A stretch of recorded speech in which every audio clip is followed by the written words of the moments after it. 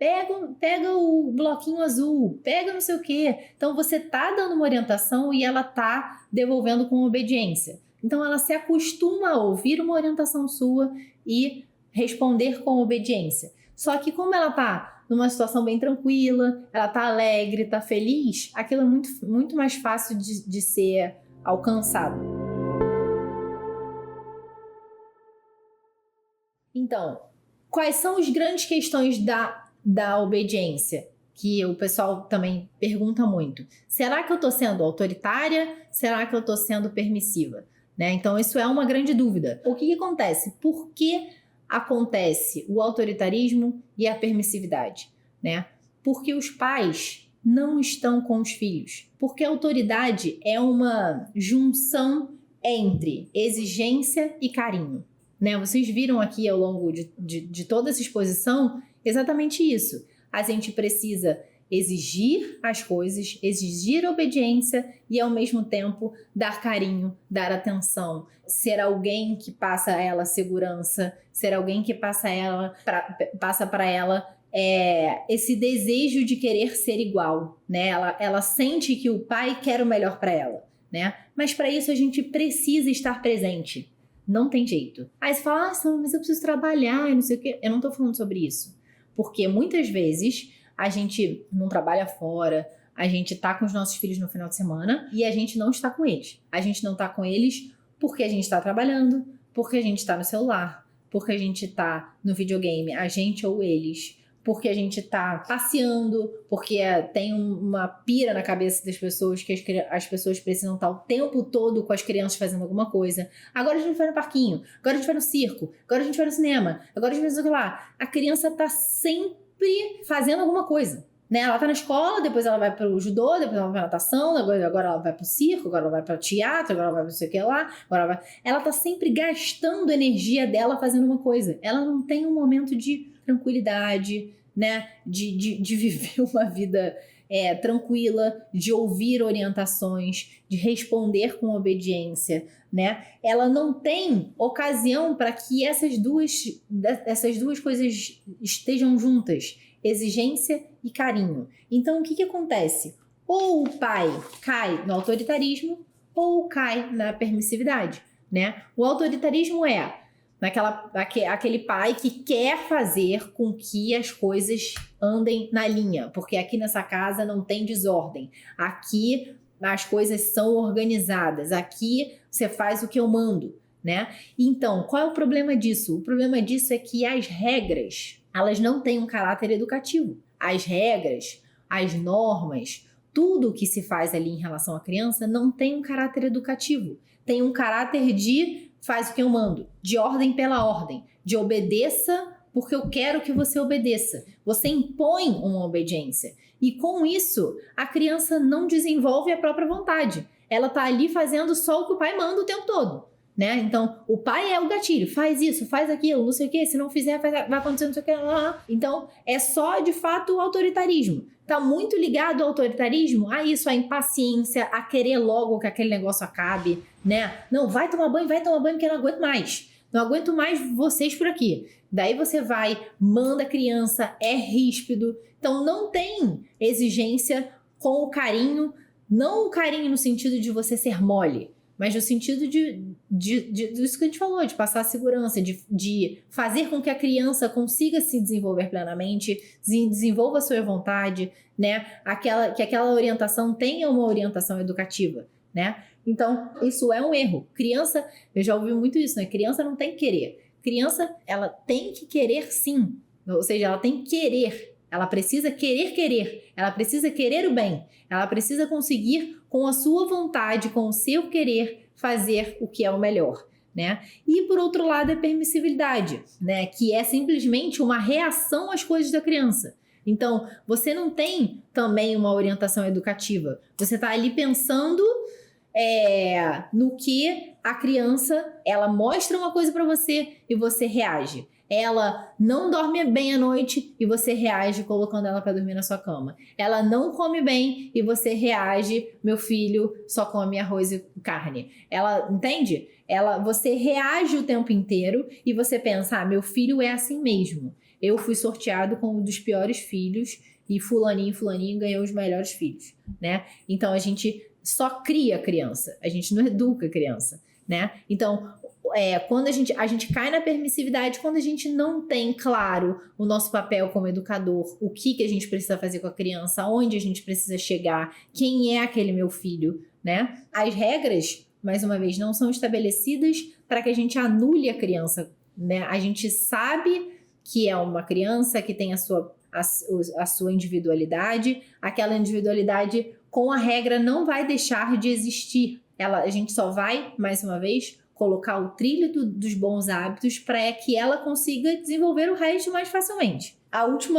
Chegamos aqui à última parte da aula, né? Que todo mundo pergunta muito. Sâmia, tá, mas você foi muito, positiva no sentido, o que eu tenho que fazer, né? Tipo, como eu faço para ele obedecer? Quais são os artifícios que eu posso usar? As regras, né? Tudo bem, mas você não está partindo do princípio que meu filho pode ser que não obedeça. Né? Pode ser que ele não, ele me olhe como autoridade e mesmo assim não obedeça, né? Verdade, isso pode acontecer. E aí o pessoal pergunta, e o castigo, né? Quando eu imponho o castigo, que castigo eu vou impor, né? Até onde eu posso ir? Eu bato na criança? É um castigo? Eu só converso? Né? Então, eu queria falar o seguinte, essa é a principal pergunta que acontece, né? Sobre o castigo, o que eu faço quando meu filho não obedece, né? Mas, quando há muito castigo, significa que o planejamento educativo ou a execução desse planejamento educativo está ruim, né?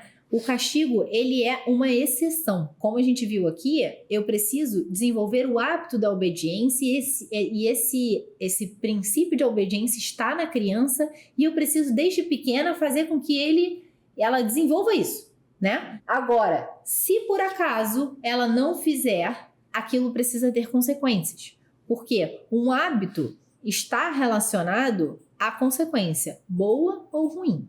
Né? Então, isso é de fato, se uma criança não estuda, qual é a consequência disso? A consequência disso, assim, real, é que ela vai ser uma pessoa que não vai ter instrução. Só que, obviamente, eu não vou deixar o negócio chegar aí. Eu não quero que o meu filho... então você vai ver só, quando você chegar lá no vestibular, o que vai acontecer com você, né?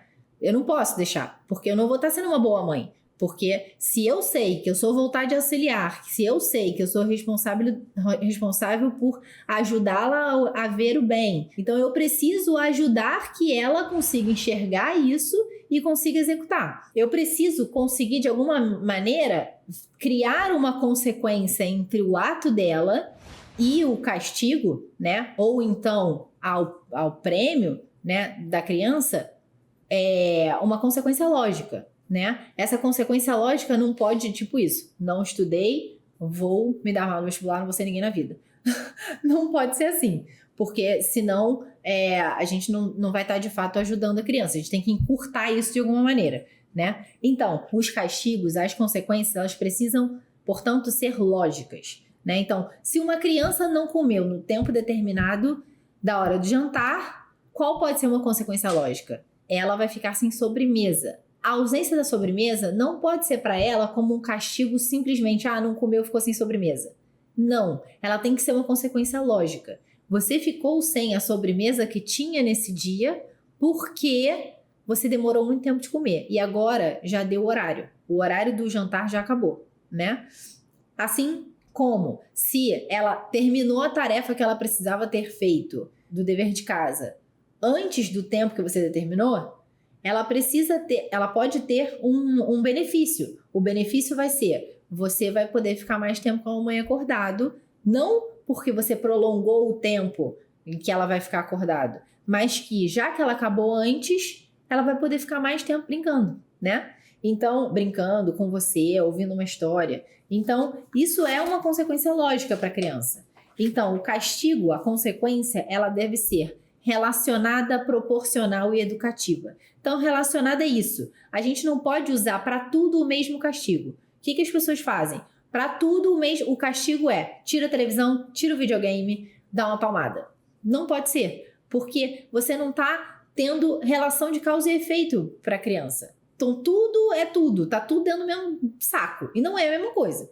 As coisas têm hierarquias diferentes, a gente não pode tratar da mesma maneira, né? Outro erro é que a gente não pode colocar como castigo algo que eu quero que a criança tenha como um bem. Então, por exemplo, se a criança não, sei lá, eu falei para ela desligar a televisão e ela não desligou, então o castigo vai ser, você vai estudar mais tempo. Você ia estudar 1 hora, hoje você vai estudar 1h30. O estudo não pode ser um castigo, porque eu quero que ela veja o castigo como um bem. Então, se eu coloco aquilo como um castigo, como uma coisa ruim, ela não vai ver o estudo como uma coisa boa, né? Então, o castigo também não pode ir contra um hábito que eu quero desenvolver. Então, se a criança desobedeceu, o castigo vai ser você vai ficar sem janta hoje. Não pode, porque eu quero que o hábito dela, almoçar, jantar, e isso faz parte, como a gente viu, de um dos hábitos alicerces. Se eu tiro isso, se a criança não come, pronto, ela vai ficar com fome, ela vai ficar irritada, e ela não vai conseguir fazer todo o resto. Então vai ser motivo de birra por causa de um desajuste no alicerce. Então não pode ser assim.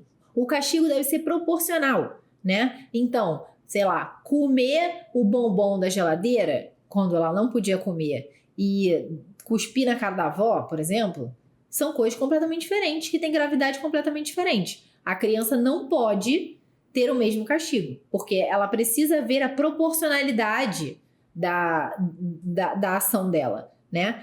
E além disso, o castigo a gente precisa tentar que o castigo tenha um caráter educativo, né? Então, que a consequência de fato tenha um caráter educativo.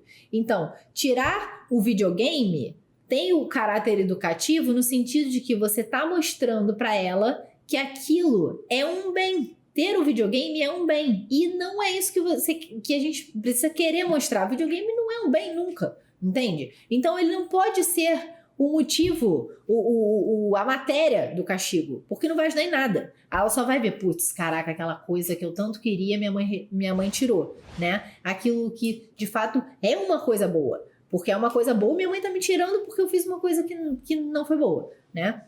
Então não pode ser assim. Então tem que ter o caráter educativo no sentido de vai perder o convívio com a família momentaneamente. Então, fez alguma coisa específica, você vai pro seu quarto, não vai poder ficar com a gente tá tendo um super momento aqui em família e você não vai poder ficar porque você agiu mal, né? Porque você bateu no irmão, porque você gritou, porque você, sei lá, né? Se ele machucou o irmão, um castigo com caráter educativo nem sempre é você tirar o convívio. Às vezes pode ser, às vezes não. E nem tirar o videogame. Às vezes o caráter educativo vai lá e olha o seu irmão como ele tá. Olha lá, vê o que aconteceu. Pergunta pra ele se tá tudo bem. Você vai ficar aí 5 minutos fazendo carinho do seu irmão, né? Então isso é um caráter educativo. Se ele machucou, ele precisa conseguir reparar com a atenção dele, com o carinho dele, pegando o gelo. Ele precisa conseguir fazer alguma coisa. Não adianta a gente fazer por ele e ele ir pra lá, sei lá, ler, sei lá, fazer qualquer coisa e assistir televisão ou então ficar deitado lá sozinho,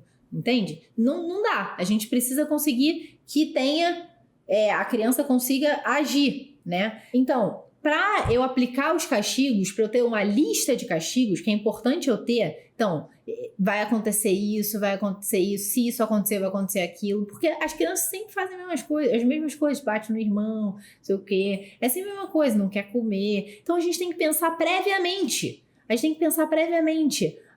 se isso acontecer, eu vou fazer assim, se acontecer, eu vou fazer assado, porque aí aquilo não nos pega de surpresa e a gente não dá um castigo maluco, né? Tipo, sei lá, ficou 3 semanas sem não sei o quê. Daí a gente fala, caraca, eu dei um castigo totalmente errado e aí agora a Samia falou que eu tenho que fazer o que eu falei, ferrou, vai ficar 3 semanas, não vai dar certo. Então eu preciso pensar no castigo antes para eu poder conseguir aplicar o castigo.